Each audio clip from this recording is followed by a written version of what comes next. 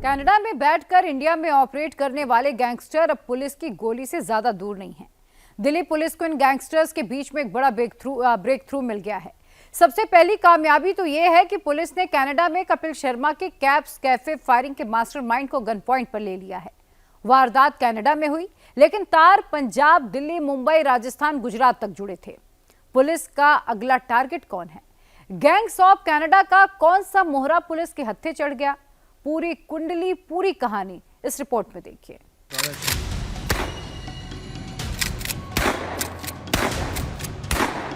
हाथ में automatic gun और ताबड़तोड़ फायरिंग। इस शख्स का नाम है बंधुमान सिंह सेखो। पूरा परिचय भी जान लीजिए। नाम बंधुमान सिंह सेखो, पहचान गैंगस्टर गोल्डी ढिल्लो का सहयोगी, वारदात कपिल शर्मा के कैप्स कैफे पर हमले का मास्टरमाइंड। बंधुमान सिंह सेखो को लेकर सबसे लेटेस्ट खबर यह है कि दिल्ली पुलिस ने उसे गिरफ्तार कर लिया है। यह गिरफ्तारी पंजाब से हुई है। बंधुमान सिंह सेखो गैंगस्टर गोल्डी बराड़ का सहयोगी है और वो विदेश में बैठे लॉरेंस बिश्नोई गैंग के गैंगस्टर गोल्डी ढिल्लन के संपर्क में था, लेकिन अब सलाखों के पीछे है।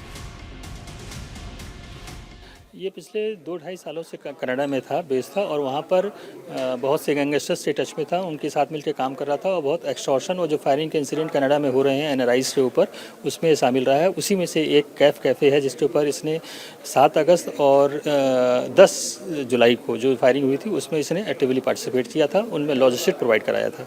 सर, हमने इंस्टाग्राम पे कई इसके वीडियोस देखे, कई हथियार इसके पास है, चाइना की पिस्टल जो है वो इससे बरामद हुई है। तो कैसे हथियार, क्या वहाँ पे जो कैप्स कैफे पे फायरिंग हुई उसमें भी हथियार गाड़ी सब इसी ने मुहैया कराया? हाँ, इसी इंटरव्यूशन से ऐसा मालूम है कि इसने हथियार और गाड़ी इसने प्रोवाइड कराई है और ये वहाँ पिछले 1.5-2 सालों से हथियार खरीदने और बेचने का काम भी करता था और बहुत से गैंगस्टर से टच में थे जो जिनको ये हथियार सप्लाई करता था। किसके इशारे पर ये सब कुछ किया इसने? सर, ये इंसिडेंट जो कैफे के ऊपर हुआ है ये गोल्डी ढिल्लो के डायरेक्शन पर हुआ था। गोल्डी ढिल्लो ने डायरेक्ट किया था, एक सीपू नाम के व्यक्ति को। सीपू इससे बहुत क्लोज है और इसमें जो शूटर्स थे दलजोत और गुरजोत नाम के 2 व्यक्ति जिन्होंने जाके मौके पर फायरिंग की थी। बंधुमान सिंह वही शख्स है जिसने कनाडा में कपिल शर्मा के कैप्स कैफे पर फायरिंग करवाई थी। जुलाई 2025 पहली फायरिंग, अगस्त 2025 दूसरी फायरिंग, अक्टूबर 2025 तीसरी फायरिंग। कनाडा में कपिल शर्मा के कैफे पर एक नहीं 3 बार फायरिंग हुई थी। कनाडा के सरे इलाके में कपिल शर्मा का कैप्स कैफे जुलाई 2025 में ही खुला था, लेकिन खोलते ही गोलियों की आवाज से गूंज उठा।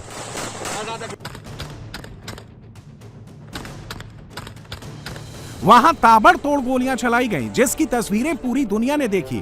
इसके बाद अगस्त और अक्टूबर में फिर से कपिल शर्मा के कैफे को निशाना बनाया गया। इस बार हमले की जिम्मेदारी गैंगस्टर लॉरेंस बिश्नोई से जुड़े गोल्डी ढिल्लो गैंग ने ली। अब दिल्ली पुलिस की क्राइम ब्रांच ने इसी गोल्डी ढिल्लो गैंग के मेंबर बंधुमान सिंह सेखो को अरेस्ट कर लिया है। बंधुमान सिंह इसी 23 अगस्त को कनाडा से भारत आया था, लेकिन इसकी जानकारी दिल्ली पुलिस की क्राइम ब्रांच को लगी, जिसके बाद इसे लुधियाना से गिरफ्तार कर लिया गया। अपनी गिरफ्तारी के डर से बंधुमान सिंह 23 अगस्त को कनाडा से हिंदुस्तान आ गया। इसी दौरान दिल्ली पुलिस की क्राइम ब्रांच को जानकारी मिली कि पाकिस्तान की खुफिया एजेंसी आईएसआई ड्रोन के जरिए हिंदुस्तान में हथियार भेज रही है। इस जानकारी के बाद क्राइम ब्रांच ने इन हथियारों और हथियार के तस्करों को धर दबोचा। जब इन हथियार तस्करों से पूछताछ की गई तो इन्होंने बताया कि इन्होंने बंधुमान सिंह को भी हथियार दिए हैं। इस गुप्त सूचना के बाद दिल्ली पुलिस की क्राइम ब्रांच ने लुधियाना से बंधुमान सिंह को धर दबोचा। बंधुमान सिंह सेखों की गिरफ्तारी कैसे हुई, यह समझने से पहले आपको इस गैंगस्टर के बारे में बताते हैं।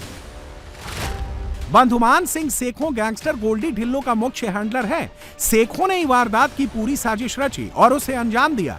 कैप्स कैफे पर अटैक के लिए शूटर्स को हथियार भी इसी ने मुहैया कराए थे। क्राइम ब्रांच ने बंधुमान सिंह सेखो से अत्याधुनिक हथियार भी बरामद किए हैं। क्राइम ब्रांच अब यह पता लगाने में जुटी है कि 3 बार जो फायरिंग हुई उसमें किसका क्या क्या रोल था। पुलिस के मुताबिक बंधुमान सिंह सेखो ने शूटर से लेकर लॉजिस्टिक सपोर्ट तक हर चीज का इंतजाम किया। कपिल शर्मा के कनाडा स्थित कैप्स कैफे पर 3 बार फायरिंग के लिए हथियार सोनू खत्री के कहने पर बंधुमान सिंह ने ही मुहैया करवाए थे। कपिल शर्मा के कैप्स कैफे पर इसी साल 10 जुलाई, 7 अगस्त और 16 अक्टूबर को फायरिंग हुई थी। इसमें गोल्डी ढिल्लो के कहने पर सोनू खत्री ने अपने चचेरे भाइयों दलजोत और गुरजोत से फायरिंग करवाई थी। कैप्स कैफे पर तीनों बार फायरिंग दलजोत और गुरजोत ने ही की थी, जिन्हें हथियार और गाड़ी बंधुमान सिंह ने मुहैया करवाई थी। दिल्ली पुलिस की क्राइम ब्रांच के मुताबिक बंधुमान सिंह ने ही कैप्स कैफे पर फायरिंग करने के लिए लॉजिस्टिक सपोर्ट दिया था। बंधुमान सिंह ने ही दलजोत और गुरजोत को कैप्स कैफे पर फायरिंग करने के लिए हथियार और गाड़ी मुहैया कराई थी। दिल्ली पुलिस के मुताबिक कैप्स कैफे पर जो 3 बार फायरिंग हुई, उन तीनों फायरिंग में दलजोत और गुरजोत शामिल थे। बंधुमान सिंह सेखों के कुछ और वीडियो भी पुलिस को मिले हैं, जिसमें ये अत्याधुनिक हथियारों के साथ नजर आ रहा है। ये कैसे बेखौफ अंदाज में फायरिंग कर रहा है, वो इस वीडियो में साफ दिखाई दे रहा है।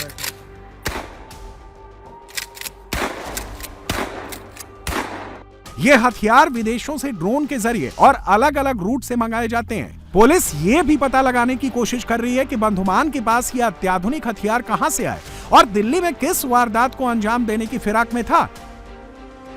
बंधुमान सिंह सेखों सिर्फ गोल्डी ढिल्लो का हैंडलर नहीं है, बल्कि ये पाकिस्तानी डॉन हैरी चट्टा का भी करीबी है। ये कनाडा में बैठकर लॉरेंस गैंग के लिए हथियार मुहैया करवाता था। हथियारों की क्रॉस बॉर्डर तस्करी में भी इसी हैरी चट्टा का नाम सामने आया है, जो कि आईएसआई के इशारे पर काम करता है। आज इस मामले में बड़ी खबर यह आई कि गोल्डी ढिल्लो गैंग के बड़े गैंगस्टर सिप्पू को कनाडा पुलिस ने गिरफ्तार कर लिया है। बड़ी बात यह है कि बंधुमान सिंह की गिरफ्तारी के बाद गोल्डी ढिल्लो गैंग के सबसे बड़े गैंगस्टर सिप्पू को भी कनाडा पुलिस ने गिरफ्तार कर लिया है। यह गिरफ्तारी 2 दिन पहले हुई है। सिप्पू ने ही गोल्डी ढिल्लो के कहने पर कैप्स कैफे पर फायरिंग करने के लिए बंधुमान सिंह को लॉजिस्टिक सपोर्ट करने के लिए कहा था। देश के अंदर और बाहर बैठे गैंगस्टर और अपराधी कैसे बड़ी बड़ी साजिश रचते हैं और हिंदुस्तान को दहलाने की कोशिश करते हैं, इसका एक सैंपल करनाल से मिला है। करनाल में स्पेशल टास्क फोर्स ने एक बड़े टेरर प्लान को नाकाम कर दिया है। गैंगस्टर अमर सिंह की गिरफ्तारी के बाद पुलिस ने जंगल से 1.5 किलो आरडीएक्स बरामद किया। यह खतरनाक विस्फोटक हरियाणा में किसी बड़ी आतंकी हमले के लिए लाए गए थे। अमर सिंह से पूछताछ में एसटीएफ को 2 हैंड ग्रेनेड और आईईडी मिला है, जिसे बॉम्ब स्क्वाड की टीम ने डिफ्यूज कर दिया है। ये करनाल का इलाका है और करनाल के इलाके में ये जो घने जंगल वाला ये पूरा झाड़ियों का इलाका है, यहां पर अमर सिंह की निशानदेही पर करनाल पुलिस, साथ ही करनाल की एसटीएफ की टीम पुलिस की यहां पर पहुंची और इन झाड़ियों के अंदर से गड्ढे करके जो है वो विस्फोटक सामान यहां पर गाड़ा हुआ था अमर सिंह ने, जिसमें 2 हैंड ग्रेनेड, इसके अलावा आईडी बनाने का सामान जिसमें डिटोनेटर था, साथ ही टाइमर था, बैटरी था, सब कुछ यहां पर मिट्टी के अंदर गाड़ा हुआ था और इंतजार किया जा रहा था कि नोनी राणा अगला आदेश देगा। कहां पर ब्लास्ट करना था, क्या इनकी साजिश थी, उस निर्देश का इंतजार कर रहा था अमर सिंह। इसीलिए विस्फोटक सामान को करनाल के इन जंगलों के अंदर, गड्ढों के अंदर उसने गाड़ दिया था। लेकिन उसी दौरान नोनी राणा, क्योंकि लगातार वांटेड चल रहा था, उसको अमेरिका में जो इंटरपोल की तरफ से एक रेड कॉर्नर नोटिस जारी किया गया था, उसके बाद अमेरिका के बॉर्डर से नोनी राणा को अमेरिका में ही गिरफ्तार कर लिया गया। उसको भारत लाने की कोशिश की जा रही है। लेकिन अगर नोनी राणा नहीं पकड़ा जाता, वो कोई आदेश देता अमर सिंह को और फिर पता लगता कि यहां पर ये जो विस्फोटक मिला है, इसका आगे क्या काम करना था। हरियाणा के फरीदाबाद में टेरर मॉड्यूल के खुलासे के बाद एसटीएफ ने करनाल में यह बड़ी कार्रवाई की है। नोनी गैंग के गुर्गों ने इन विस्फोटकों को झिंझाड़ी के पास झाड़ियों में छुपा कर रखा था। यह पूरा विस्फोटक नोनी राणा के ऑर्डर पर पंजाब से लाया गया था।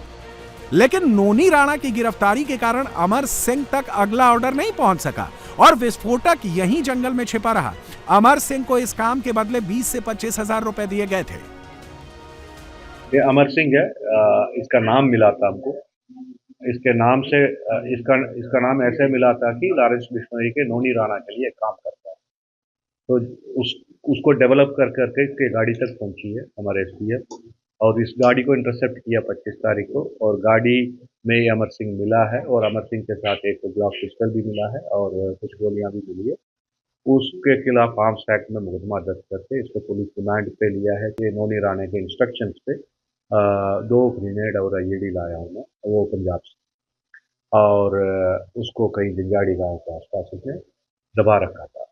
तो बम डिस्पोजल स्क्वाड ले जाके वहाँ से मौके पे उसको बरामद किया है और उसको डिफ्यूज किया है।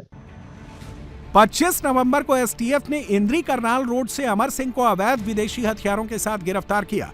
पूछताछ में जो आईडी बरामद हुआ है उसमें टाइमर और 1.5 किलो आरडीएक्स लगा हुआ था, जो किसी बड़े हादसे की तैयारी का संकेत देता है। एसटीएफ की जांच में यह बात सामने आई कि अमर सिंह जेल में ही मोनू राणा और बाद में नोनी राणा के संपर्क में आया। नोनी राणा के अमेरिका भागने पर अमर सिंह हथियार और विस्फोटकों की सप्लाई चेन का हिस्सा बन गया। नोनी राणा हरियाणा का एक कुख्यात गैंगस्टर है। वो लॉरेंस गैंग का नया पार्टनर है। वो कई हत्या, रंगदारी, गैंग वॉर में शामिल रहा है। हरियाणा और दिल्ली एनसीआर में उसका नेटवर्क है और दिल्ली में आर्म्स एक्ट के मामले में वांटेड है। 2017 से क्राइम कर रहा है। 2017 में इसने मर्डर किया, मेरठ पे डबल मर्डर। उसके बाद एक कोई और क्राइम करके अम्बाला जेल में आया है, जहाँ पे मोनू राणा से इसके संपर्क हुई है। उसके बाद उस गैंग से मिलके किडनैपिंग, मर्डर, रॉबरी ये सब कुछ कर रहा था।